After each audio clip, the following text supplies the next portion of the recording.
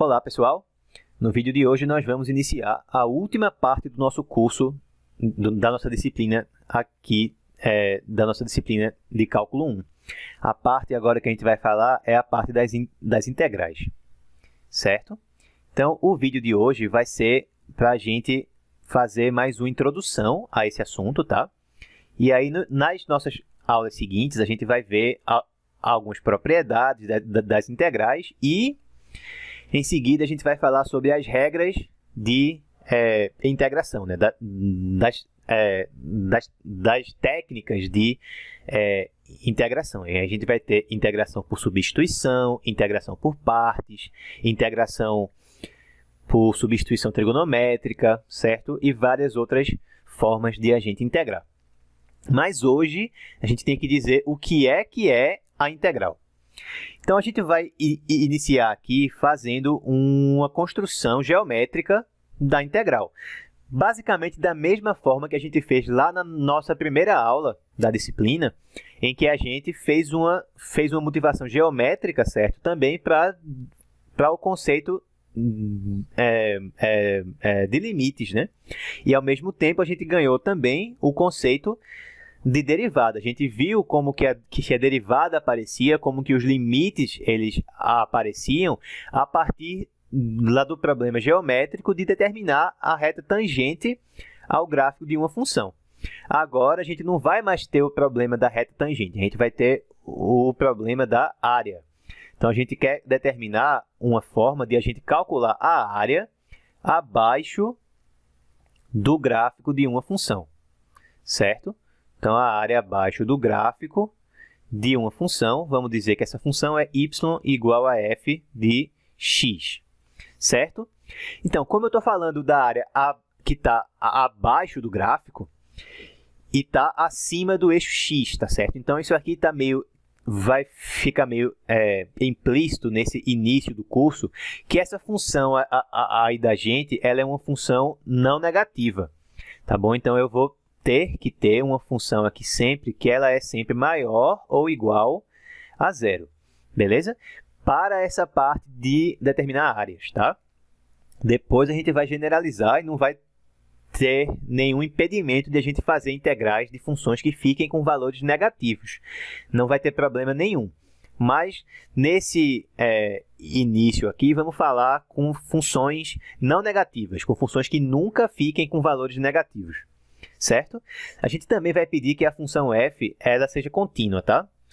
Não é necessário para a gente fazer a construção que a gente vai fazer agora, mas todas as funções que a gente trabalhar aqui vão ter que ser contínuas ou, na pior das hipóteses, as descontinuidades que existirem vão ter que ser do tipo salto, ou seja, em que os limites laterais eles são diferentes, tá certo? Eles existem, mas são diferentes. Então, vamos começar aqui com um esboço de uma função nessas condições que a gente está comentando. Então, digamos que eu tenho aqui o eixo y e o eixo x, tá certo? A gente vai precisar sempre que o intervalo da gente, em que a gente está querendo determinar a área, né, da função, em que a gente vai estar olhando para essa função, seja um intervalo que seja fechado. Então, digamos que eu vou aqui de A até B, tá? É um intervalo que seria fechado, tá? E digamos que o gráfico da função da gente, ele tem essa forma aqui, ó. Não precisaria ser assim, mas é só uma suposição. Então, digamos que ele sobe um pouquinho, aí ele desce, aí sobe de novo, aí desce e termina mais ou menos aqui, assim, tá? Então, o que a gente está querendo determinar é uma forma de a gente calcular a área que está nessa região aqui, ó, nessa região aqui, que está acima do eixo x, certo? Entre o A, certo? E o B, e que está abaixo do gráfico da função. A gente quer uma forma de calcular isso aí, certo? Deixa eu apagar isso aqui, porque eu vou precisar desse espaço daqui a pouco. Beleza, né? Pronto. Então, essencialmente é isso. Como que a gente vai fazer isso, né? Bem, se esse gráfico aqui, se ele fosse, por exemplo, um segmento de reta, né? Se a minha função aí fosse uma função que fosse do primeiro grau, por exemplo, então seria fácil de calcular essa área, né? Por exemplo, se eu tivesse algo assim, certo? Então, a gente saberia como determinar a área, porque a região que ficou aqui, ela é uma região que a gente conhece bem lá do ensino médio. Isso aqui seria um trapézio, né? Então, é fácil de calcular quanto é a área disso. É base maior mais base menor vezes altura dividido por 2. Então, a ideia vai ser essa. A gente vai tentar fazer com que a área que a gente tem ela se reduza à área de algo que já é mais fácil de a gente calcular. É a área de algo que tem alguma fórmula conhecida. Se é uma fórmula conhecida, aí o que é que vai precisar ser? Vai ter que ser tipo um círculo, vai ter que ser tipo um triângulo, tipo um trapézio aqui, né? Ou como se fosse um retângulo, por exemplo. O caso mais fácil que a gente teria, ele seria justamente se a figura ela fosse um retângulo. Então, a gente vai aproximar a área abaixo aí do gráfico da função usando áreas de retângulos. Então, a primeira coisa que eu tenho que fazer é dizer quais que vão ser as bases desses retângulos. Então, eu vou olhar para o meu intervalo AB e vou produzir uma subdivisão aí desse intervalo. Como assim? Eu vou olhar para vários outros pontinhos aqui, certo? Aí no meio do caminho, certo? Pontos intermediários. Eu vou dizer que o A aqui, ó, vai ser o meu primeiro ponto. Vou chamar ele de x0. Vou dizer que o B ele é o meu último ponto, ele vai ser o xn, certo? E os outros pontos eu vou aumentando. Esse aqui vai ser o x1, esse aqui vai ser o x2, e assim sucessivamente até esse aqui, que é o penúltimo ponto, seria xn menos 1, certo? Beleza, então eu já sei quem são os pontos, né, que vão definir as bases dos retângulos que a gente vai ter. Para simplificar, né, vamos supor que a gente tem aqui ainda, ó, esse aqui seria o x3, tá certo? Só para simplificar, né, vamos supor que aqui eu tenho o x3, aqui seria o x4 e o último ponto seria o x5. Tá bom? Então, x3 aqui, x4 aqui e aqui eu teria o x5. Repara que eu tenho quantos pontos aí? Ó? Seriam 6 pontos, né? Eu vou do índice 0 até o índice 5. Mas são quantos intervalos que eu tenho aqui? Seriam quantas bases que eu teria? 1, 2, 3, 4, 5. Então, eu tenho 5 bases, vou ter 5 retângulos, e só que eu tenho uma quantidade a mais, né? Eu ia ficar com 6 pontos, tá? Então, repara que o número de retângulos que eu tenho é o índice do último ponto que aparece aqui. Então, em geral, o que eu tenho que fazer é uma partição do meu intervalo. É exatamente isso aí que eu fiz, tá? Então, a gente vai ter o A, que vai ser o ponto inicial, x0.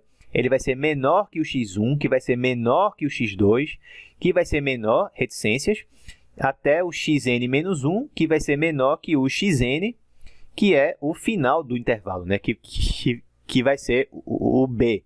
Isso aí a gente chama de uma partição do intervalo. Tem alguma restrição sobre a forma que eu tenho que escolher, como que esses pontos vão ser? Não, eu posso escolher eles da forma que eu quiser, eu posso escolher a quantidade que eu quiser, certo? Mas em muitas situações, para facilitar os cálculos, a gente costuma escolher esses pontos de forma que eles sejam igualmente espaçados. Ou seja, a distância entre dois desses pontos consecutivos seria sempre a mesma. Então, aqui eu iria ter esse comprimento aqui seria igual a esse comprimento aqui, que seria igual a esse comprimento aqui, e assim por diante. Normalmente a gente faz isso para ficar mais fácil de a gente escrever as coisas, certo? Mas, a princípio, não tem nenhuma restrição sobre como que eu tenho que fazer, como que eu tenho que escolher, certo, esses pontos. Então, esses pontos aí vão gerar os intervalos, né? Vão gerar esses intervalinhos aqui, que vão ser as bases dos nossos retângulos. Agora, a gente tem que escolher quem é que vai ser altura do retângulo. Pronto, para isso a gente escolhe um ponto aleatório, certo? Qualquer, dentro de cada um desses retângulos. Por exemplo, digamos que a gente escolha esse aqui. Aí a gente olha onde que esse ponto vai bater lá no gráfico. Pronto, bateu aqui, ó. Então, esse ponto é quem vai me dar a altura. Então, eu vou ter daqui até aqui, daqui até aqui, e a altura ela passa justamente pelo ponto que a gente viu, certo? Lá em cima do gráfico. Mesma coisa em todos os retângulos. Eu escolho um ponto certo qualquer. Não tem nenhuma restrição, certo também. Pode ser um ponto mais perto do lado esquerdo, mais perto do lado direito. Poderia ser, certo? Um dos extremos, por exemplo. Digamos que a gente escolha aqui agora esse extremo, tá? Aí a gente olha lá em cima onde que ele bate no gráfico. Esse ponto aí vai me dar quem é a altura do retângulo correspondente. Então, a gente vai ter esse retângulo aqui. Certo? Então, também eu posso escolher da forma que a gente quiser. Não tem nenhuma restrição. Para facilitar, eu vou escolher sempre, certo? Esse ponto que vai me dizer qual que é a altura, como sendo o meu extremo da direita do intervalo, tá? Então, deixa eu fazer isso aqui mais uma vez, certo? Para ficar mais fácil de a gente visualizar. Esse aqui nem precisava que eu tivesse apagado, né?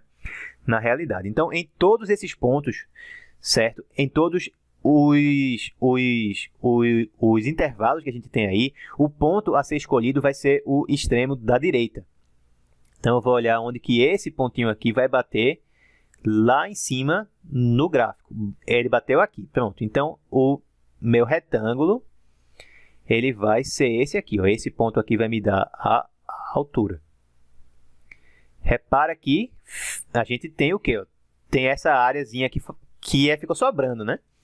Mas beleza, eu não quero que nessa situação, com apenas 5 retângulos, que eu tenha já uma igualdade. Seria muita expectativa para que isso desse certo, tá? Eu vou ter apenas uma aproximação. Faço a mesma coisa com os meus outros retângulos, tá? Aqui, o ponto que vai me dizer qual que é a altura vai ser esse. Eu olho onde que ele bate lá no gráfico. Isso aqui vai me dizer qual é a altura. O retângulo é esse daqui agora. Repara que agora, ao invés de a gente ter ficado com essa areazinha aqui, que ela ficou sobrando, né? A gente tem uma área que ela ficou o quê? Faltando. Beleza? Mas não tem problema nenhum. A gente quer apenas uma estimativa, certo? A gente quer apenas uma aproximação. Mesma coisa agora com esse aqui. A gente olha lá em cima onde que isso bate lá no gráfico. Esse ponto vai me dar a altura do retângulo. Então, eu vou ter esse retângulo aqui. Mais uma vez, a gente ficou com essa areazinha aqui sobrando. Certo? Mesma coisa com esse aqui. A gente já tinha visto como é que ficava nesse caso. Né? Ela bate aqui e o retângulo vai ser esse. E, finalmente, aqui vai bater aqui em cima. Tá? E o retângulo aí vai ser esse daqui, certo? Então, essa soma dessas áreas aí, desses retângulos, é que vai ser a nossa aproximação, beleza? Maravilha. Então, vamos ver como é que a gente pode fazer para a gente ter, certo, alguma fórmula aí, né?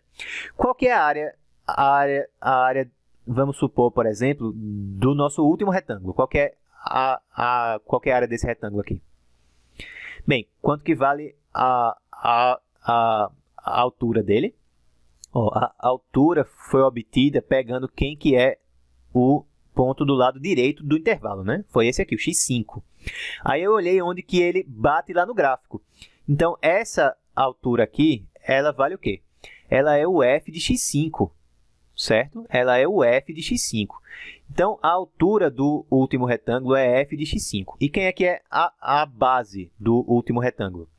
Então, a gente vai ter a altura, que é f de x5, vezes a base. Quem é a base? Comprimento desse intervalinho aqui. Ó, é o ponto final menos o ponto inicial. Então, é x5 menos x4. Essa é a área desse último retângulo. Qual que é a área desse outro retângulo aqui? Ela vai ser a altura dele vezes a base. Quanto que é a altura dele?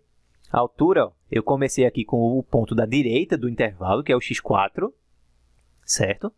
E olhei onde que ele bate lá no gráfico, ou seja, a altura aqui é o f de quem? É o f do ponto da direita. Então, vai ficar f de x4, que é a altura, vezes a base, que é o comprimento desse segmento aqui, ó, x4 menos x3. E assim por diante. Qual é a área desse retângulo aqui? Mesma coisa, vai ser f de x3 vezes a base, que é x3 menos x2. Qual que é a área desse retângulo aqui? A altura é f de x2 vezes a base, que é x2 menos x1. E qual que é a área desse retângulo aqui? A altura é f de x1 vezes a base, que é x1 menos x0.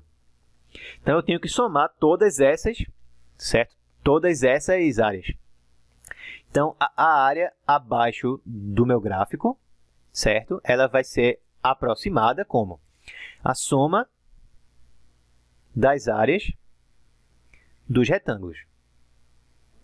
Beleza? Bem, aqui eu só tenho 5, né? Então, nem fica tão complicado assim de a gente escrever todas as áreas. Como é que ficaria? A área seria aproximadamente o quê?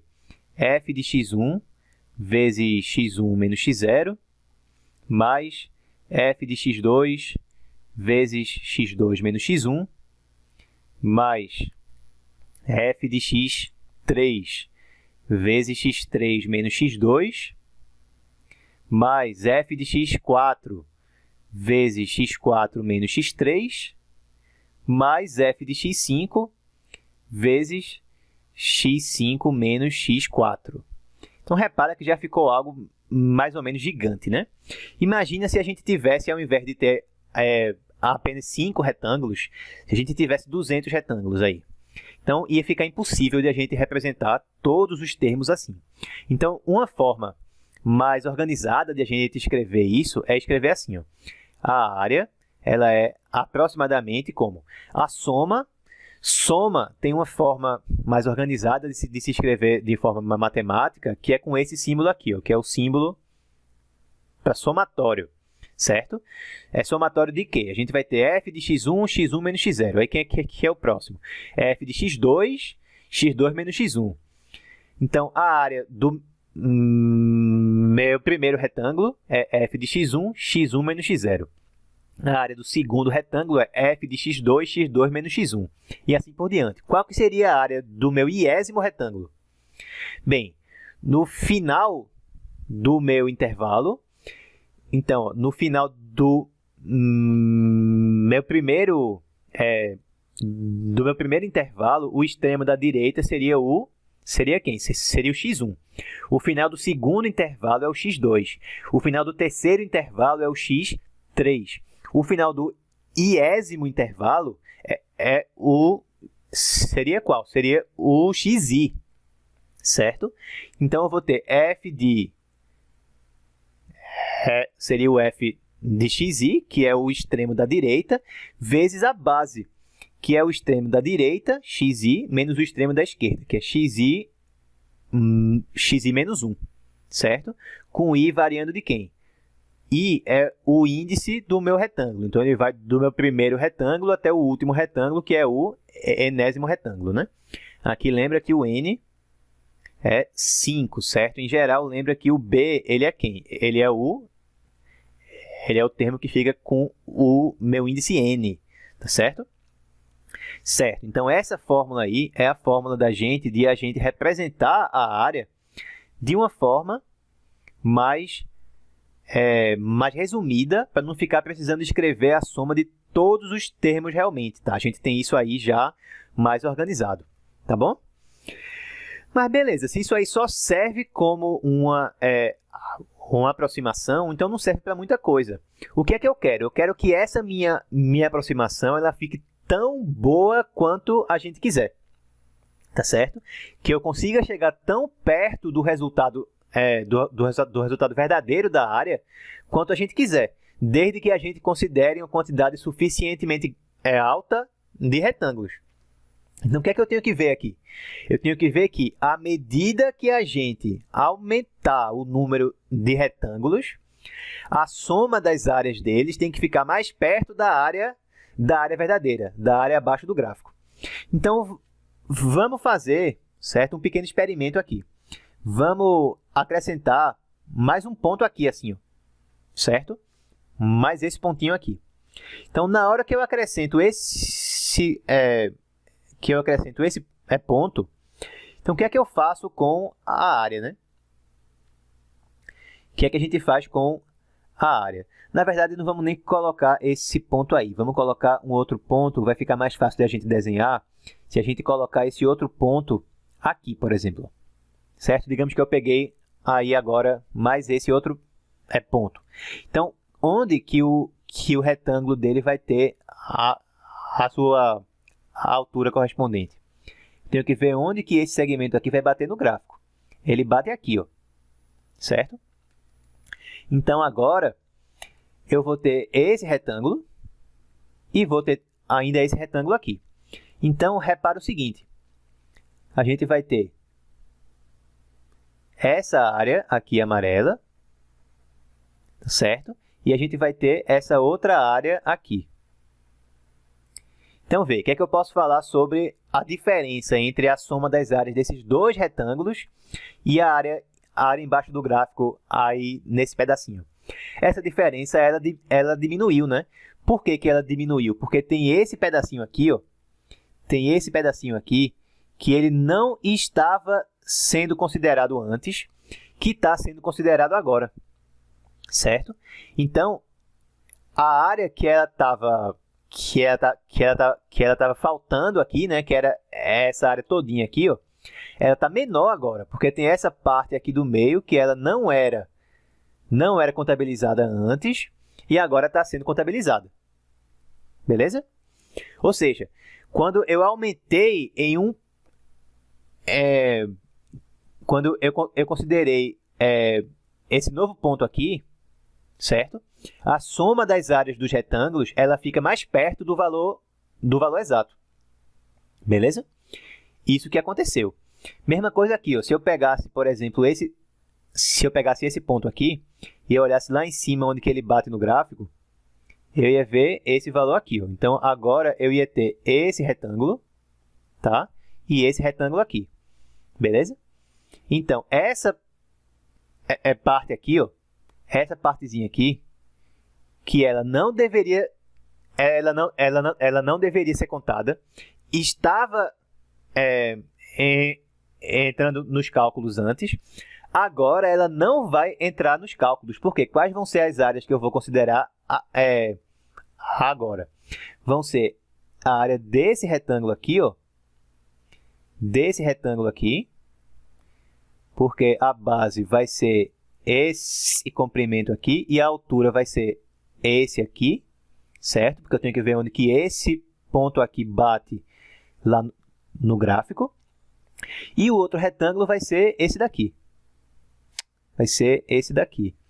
Então, agora, aquela área vermelhinha ali, ela antes, ela era incluída indevidamente e agora ela não está sendo contabilizada. Ou seja, se eu considero mais pontos na minha partição, a minha aproximação vai melhorar. O que é que isso significa, então? Que eu tenho agora condições de esperar o quê?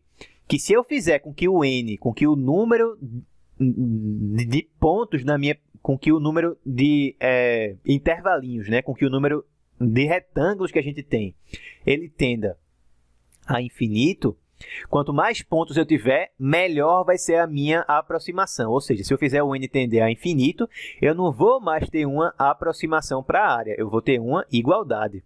Então, eu posso dizer agora que a área ela é igual ao limite, quando o n tende a infinito, de quem? Da soma das áreas dos retângulos. Da soma de i igual a 1 até n, de f de xi, vezes xi menos xi menos 1. Certo? Essa aí é a nossa definição de área, mais uma vez usando usando limites. Você vê aí como que limites são importantes, né? Porque eles estão por trás da definição das duas coisas mais importantes do cálculo, a derivada e agora a integral.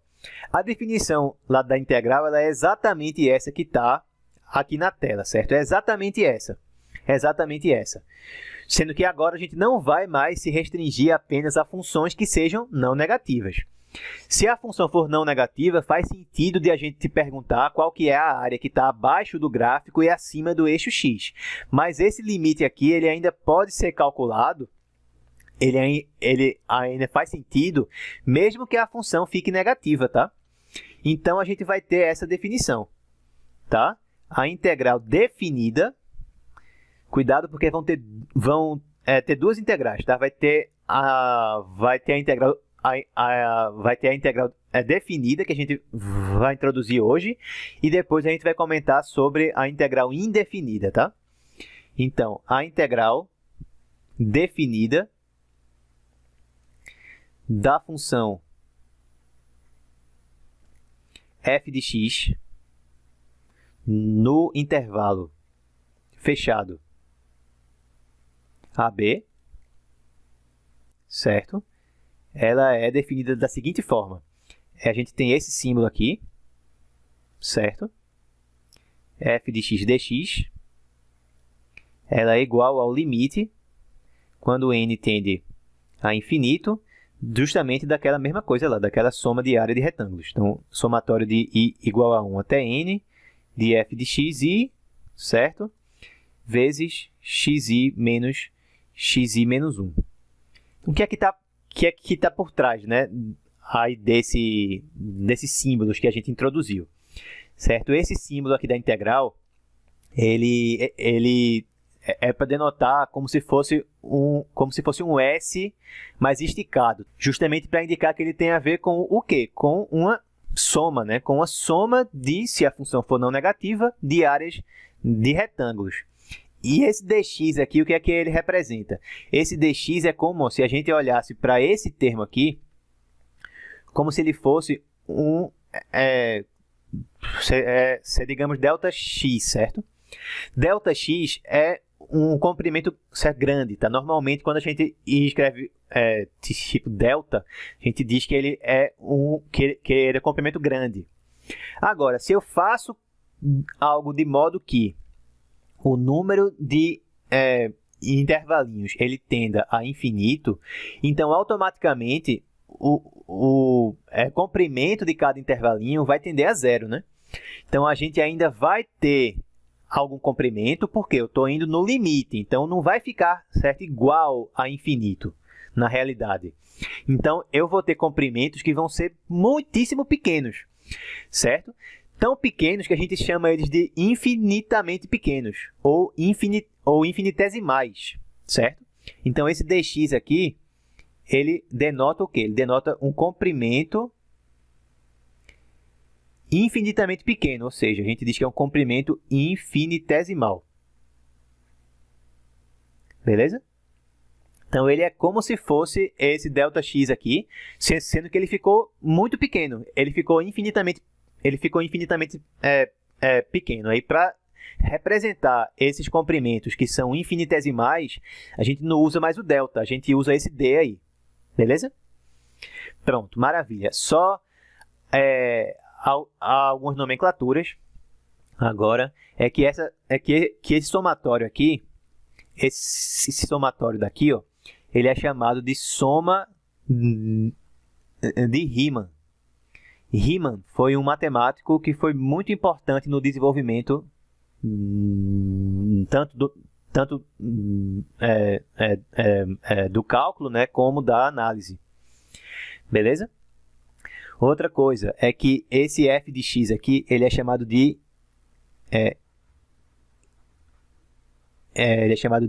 integrando da integral, certo? Ele é o integrando. Então, sempre que eu falar, eu estou falando sobre o integrando, é a função que está sendo integrada. E outra coisa é que o a e o b são o quê? São chamados de limites de integração. Beleza? São os extremos do intervalo fechado em que a gente vai considerar a nossa função. Tá certo? Os limites de integração. Beleza? E repara que esse dx aqui ele faz parte da notação. Então, não escrevam tipo isso aqui não, tá? Não escrevam algo assim não, só isso aqui. Tem que ter o dx, certo? Também. Ele faz parte da notação, tá bom? Beleza. Então, o que é que a gente vai fazer agora nesse final de aula? A gente vai resolver um exemplo, certo? Antes disso, mais uma observação ainda que eu tinha esquecido é a seguinte, ó. Bem, não é óbvio que esse limite aqui ele vai existir não, tá? Pode ser que ele não exista. Então, se o limite existir, se esse limite aqui existir, certo? Esse limite aqui, a gente vai dizer que a função f de x ela é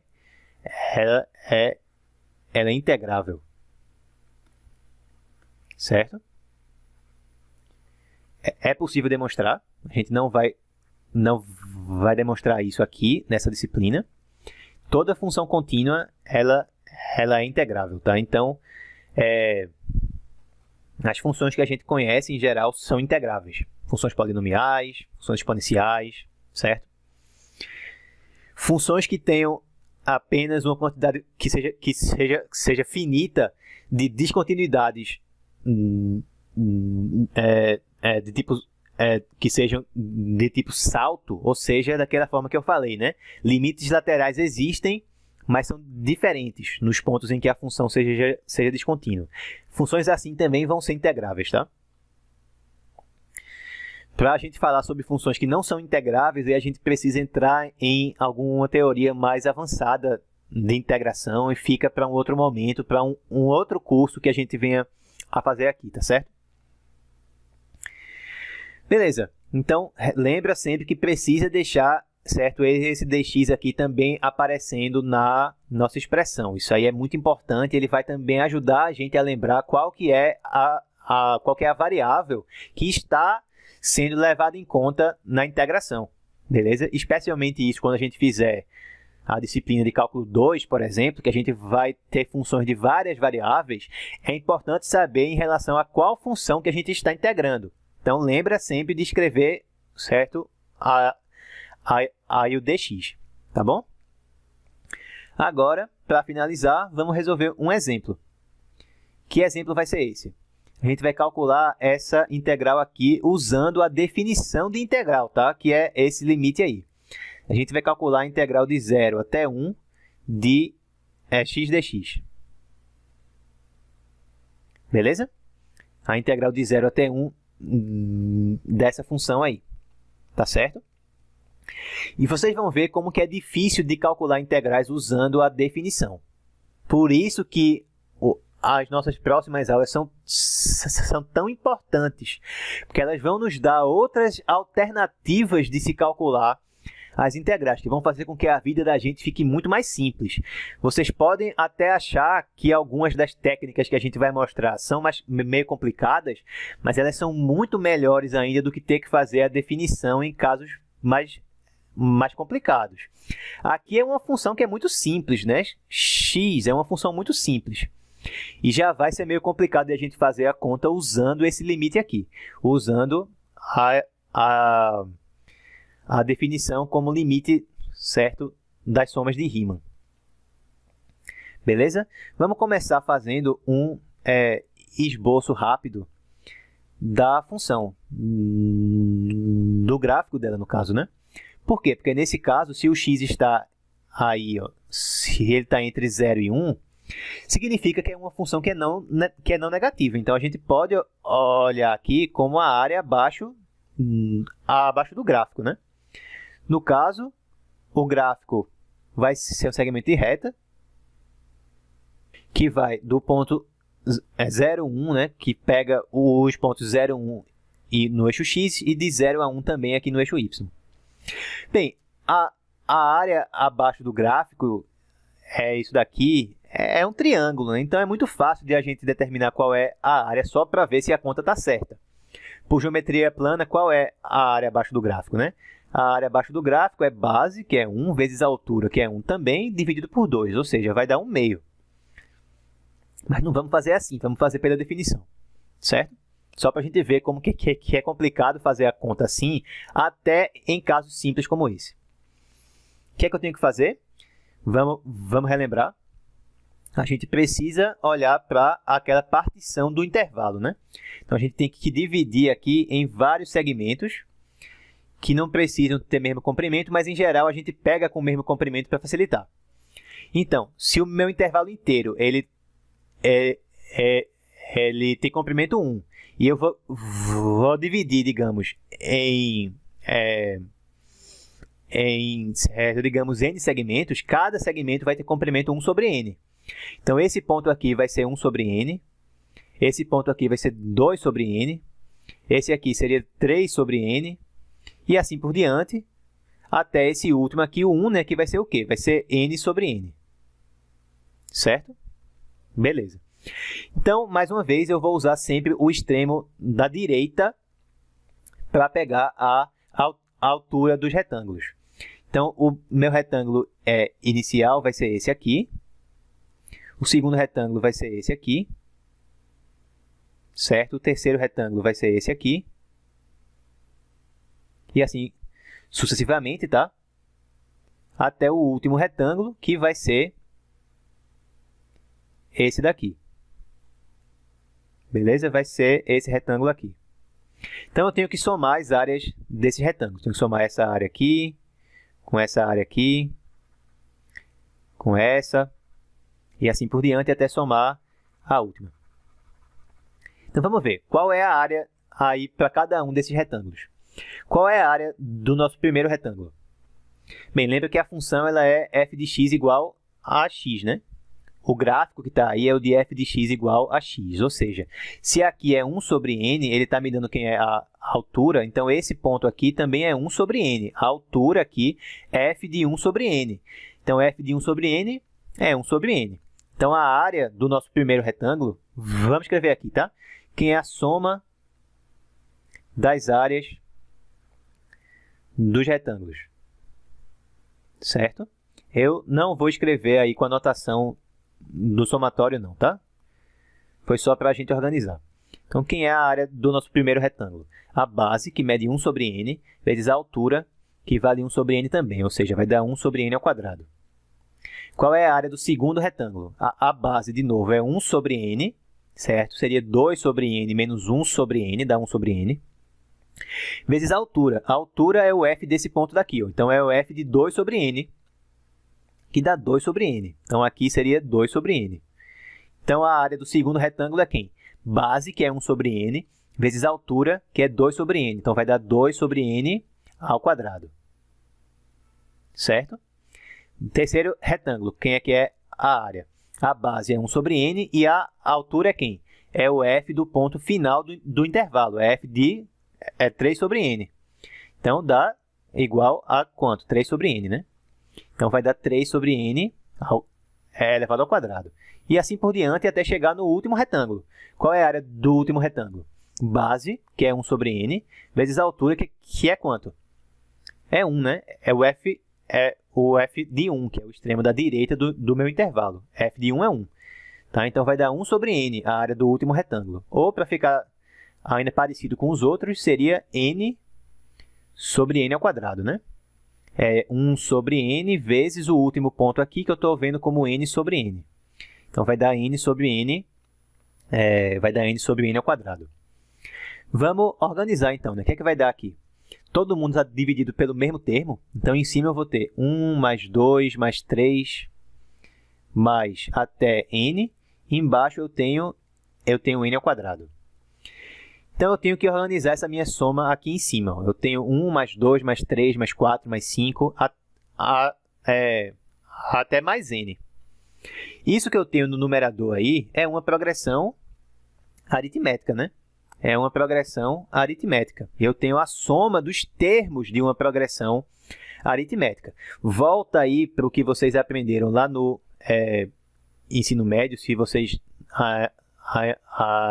ainda não esqueceram, se não lembram ou se nunca aprenderam, não tem problema nenhum, tá? A gente só vai utilizar isso aqui. A soma dos termos de uma progressão aritmética, ela é o seguinte, ó. A soma dos n termos, né? Dos n termos iniciais. Ela é igual ao primeiro termo, né? Ela é A1 mais AN vezes o número de termos sobre 2. Quem é que é AN? É o último termo que a gente está considerando. Então, o A1 é o termo inicial, é 1, mais o último termo considerado, que é n, vezes o número de termos que a gente tem. Bem, de 1 até n tem n termos, então vezes n, sobre 2. Certo? Então, esse aqui é o meu numerador, tá? Quem é que é o numerador? Vai ser ó, n vezes n, que é n ao quadrado, mais n vezes 1, que é n, sobre 2. Certo? Ou seja, quem é que dá a soma das áreas dos retângulos? No numerador eu tenho n ao quadrado mais n sobre 2, e embaixo eu ainda tenho esse termo aí ó, com n ao quadrado. Então, vai dar n ao quadrado mais n sobre 2 vezes n ao quadrado. Então, vamos para a definição da integral. O que é que a gente tem? A integral de 0 até 1 de x dx, ela é o quê? Ela é o limite, quando n tende a infinito, de quem? Da soma das áreas dos retângulos, ou seja, é a soma disso aqui. Ó. A soma ela dá igual a isso daqui. Então, vai dar n ao quadrado mais n sobre 2n ao quadrado. Quanto que dá isso? Ó, é uma função que é racional, né? Tem aqui em cima um polinômio, aqui embaixo tem outro polinômio, de mesmo grau. Não importa se a variável aí ela é um número inteiro, né? Ela é um número inteiro positivo. Não tem problema nenhum. Funciona igual ao que a gente viu lá com uma variável real. Quanto que vai dar isso aí? Como os dois polinômios têm eles têm o mesmo grau, o resultado dá a divisão do coeficiente dominante de cima, que é 1, né? O termo que multiplica a minha maior potência de n em cima, sobre o meu coeficiente dominante embaixo, que é 2, que é quem multiplica a maior potência de n que eu tenho. Então, o resultado aí dá quanto? Dá 1/2. Mesmo resultado que a gente viu usando a área, né, por geometria plana, tá? Então, é uma conta que deveria ser bem simples, né, por conta disso aqui, que a gente já sabia que dava 1/2, mas vê qual que foi o trabalho que deu, né? A gente precisou passar por progressão aritmética, a gente deu sorte que essa soma aqui em cima ela era tratável por uma progressão aritmética, mas imagina que ela não fosse tratável, por exemplo.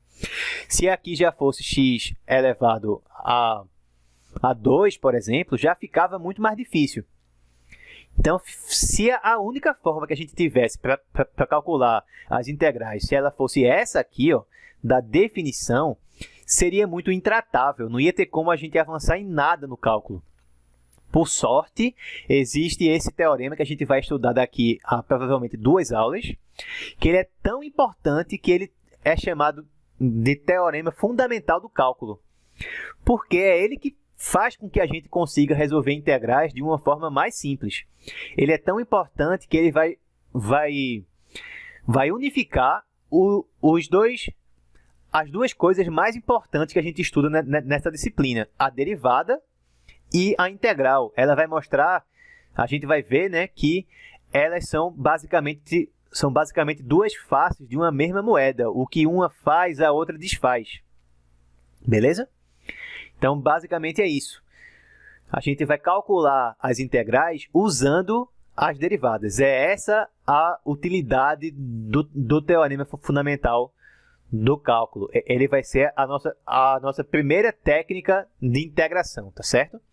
Na aula que vem, a gente ainda vai precisar desenvolver algumas propriedades das integrais que vão ser necessárias na hora que a gente for deduzir o teorema fundamental, tá bom? E aí, na aula seguinte, a gente deve entrar na demonstração desse teorema importantíssimo e lindo. É um dos teoremas mais bonitos da matemática, beleza? Então, vamos encerrar por aqui a aula. Espero que vocês tenham gostado, beleza? Um grande abraço e até a nossa próxima aula.